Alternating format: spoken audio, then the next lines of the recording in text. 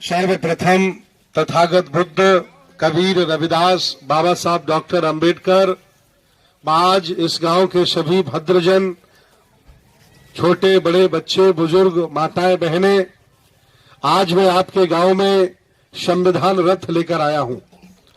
संविधान रथ ऐसी क्या जरूरत पड़ी जो पूरे देश में आज संविधान बचाओ आंदोलन चलाया जा रहा है।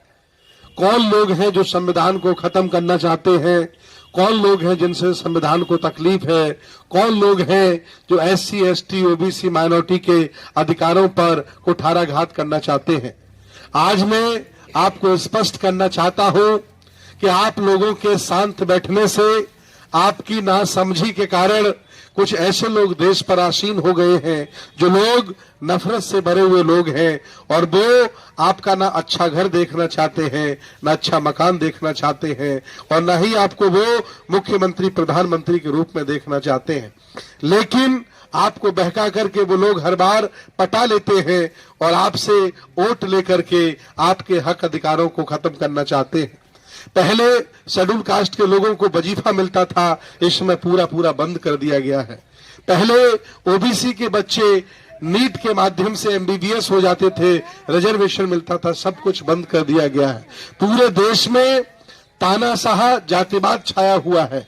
जहां देखिए वहां उन लोगों को लाभान्वित किया जा रहा है जो लोग संख्या में बहुत कम है, और जिनकी ज्यादा संख्या है उनको पीड़ित किया जा रहा है, या मजदूर बनाया जा रहा है, या उन्हें किसी काम का नहीं छोड़ा जा रहा है।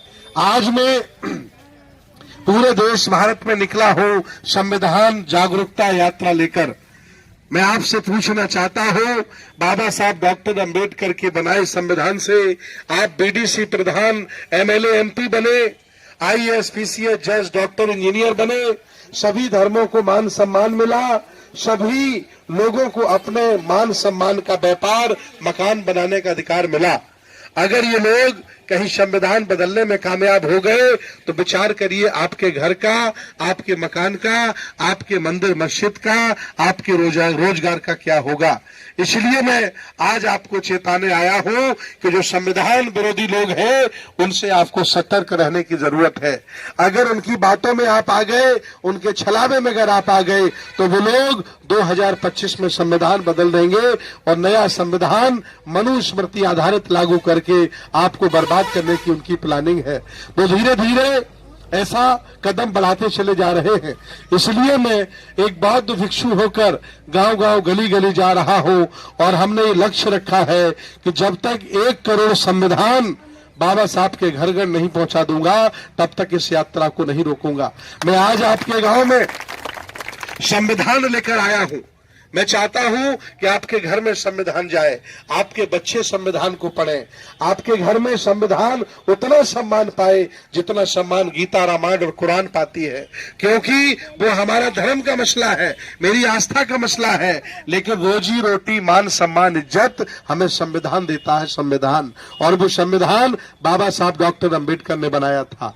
आज 75 साल पहले बाबा साहब डॉक्टर अंबेडकर ने कहा था कि अगर संविधान को ईमानदारी से लागू कर दिया जाए तो यहां कोई भी भूखा नहीं रहेगा, कोई भी लाचार नहीं रहेगा। लेकिन संविधान को ईमानदारी से लागू करने वाली सरकारें आज दिन तक नहीं बनी, जबकि वोट ज्यादा आपके, संख्या आपकी ज्यादा, सरकारें वो बनाते हैं जो आपसे नफरत करते हैं। इसलिए आपको जातियों को छोड़कर, छोटे छोटे मन मुटाव बातों को छोड़कर एक ऐसा समाज बनाना पड़ेगा जो समाज भारत को बचाएगा, भारत के संविधान को बचाएगा और देश को बचाने का काम करेगा। अगर मेरे गांव के लोगों, आप लोग अब की बार भी नहीं छेड़ते तो आने वाली जो पीढ़ी आपकी है, आने वाली पुश्तें जो आपकी है, वो गुलामी की तरफ चली जाएंगी, और जहां से बाबा साहब डॉक्टर अंबेडकर आपको उठा के लाए वहीं आपको फिर जाना पड़ेगा। इसलिए मैं आज आपको जागरूक करने के लिए, आपको बताने के लिए आया हूं। और अगर आप चाहते हैं कि संविधान आप लें तो हमारी गाड़ी के माध्यम से आप कहें तो मैं संविधान कुछ मंगा लूं यहाँ, ताकि आप लोग 8वीं सांस ली थी अलीपुर रोड अपने घर से। 2 महीने में हम लोगों ने 4-5 जनपदों के लगभग 200 से ज्यादा कार्यक्रम किए, और इन कार्यक्रमों में हमने 10,000 संविधान घर घर पहुंचाने का काम किया है। और लक्ष्य हम लोगों ने लिया है कि जब तक बाबा साहब के संविधान को हम 1000 नहीं, 1,00,000 नहीं, 1 करोड़ घरों में जब तक नहीं पहुंचा देते, तब तक ये यात्रा रुकने वाली नहीं है। मैं आपको बताना चाहता हूं कि आज देश में जो कुछ हो रहा है वो एससी, एसटी, ओबीसी, माइनॉरिटी और कमजोर वर्गों के हकों को छीनने का, उनके अधिकारों को छीनने का काम हो रहा है।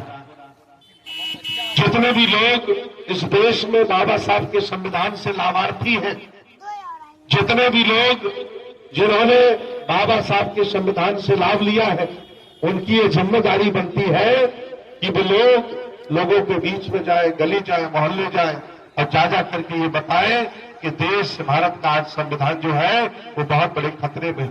संविधान की बदौलत एमपी, एमएलए, मुख्यमंत्री, प्रधानमंत्री बनता हो और वो इस संविधान को खत्म करने का प्लान बनाता हो। ऐसा कभी है?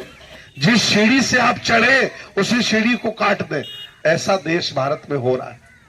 ये चाय बेचने वाले लोग ये कभी प्रधानमंत्री नहीं बन सकते थे अगर बाबा साहब का भारत में संविधान लागू नहीं होता।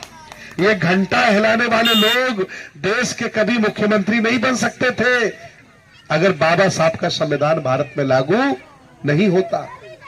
ये इसीलिए पावर में आ गए क्योंकि संविधान का मौका मिला, लोकतंत्र का मौका मिला। इनके लोग जागरूक हैं, समझदार हैं। मेरे लोग गांव में रहते हैं, शहरों में रहते हैं, अपने खाने पीने मस्त रहते हैं। इन्हें न विचारधारा से मतलब, न बाबा साहब से मतलब, न अपने मान सम्मान से मतलब। 10-5% लोग हैं जो जिंदा है, न ज्यादातर अपने खाने पीने मस्त रहते हैं। उन्हें दुनियादारी से कोई मतलब।